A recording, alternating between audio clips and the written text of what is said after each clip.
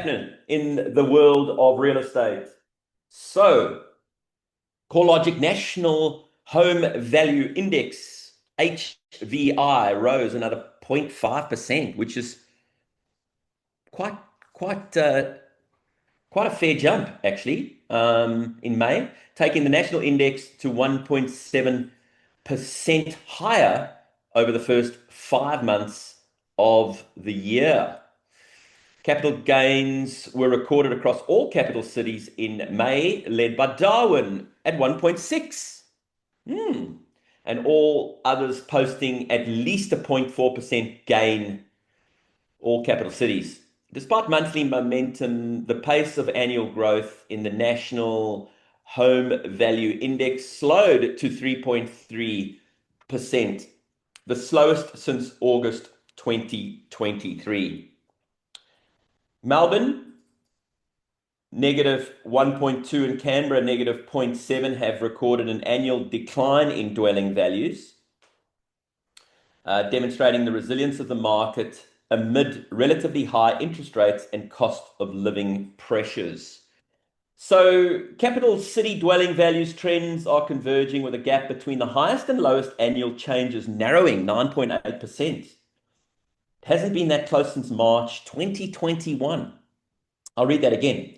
Capital city dwelling value trends are converging, with the gap between the highest and the lowest annual changes narrowing to 9.8%.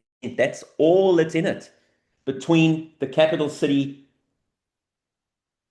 values from highest to lowest. Not even 10%. That's pretty bizarre. Lower price tiers across most cities continue to lead value growth as more expensive market segments start to accelerate off the back of rate cuts. Interesting. Regional markets are trending positively, with each of the rest of state markets recording value gains year to year. Regional South Australia, 5.8, led the way, while on the other end of the spectrum, Tassie at 0.1%, remaining reasonably flat. Monthly rental growth eased to 0.4% in May. Annual trends show a broad slowdown, except Darwin and Hobart. Rents have accelerated in those two states and territories. So 0.4% growth in the rental market. Very interesting. Easing inflation expected, rate cuts, and improved sentiment points to a modest housing growth in 2025. Through affordability and lending constraints may temper. Let's have a look at Perth, because Perth, of course, 75% of our members are from Perth. So we do tend to, use a spotlight on Perth a little bit. But sales transactions in Perth were down 8.8% from the previous week, reporting 911 transactions. In my last 25 years, 911 transactions is pretty damn good. House sales were down 14% compared to the week prior, for what I've just mentioned, the reason I just mentioned. Unit sales were up 9.8, because I'm telling people that it's a great way to go. Only joking. And land remained stable. So this is the interesting stat. Perth property available is only 4,145. Last week's figure for properties available was 13.6% lower than 4 weeks ago. So, and then 27% higher, this is interesting, than a year ago.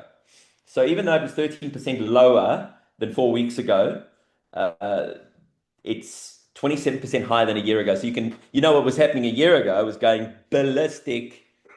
So yeah, it's cooled off, but it hasn't come to a standstill.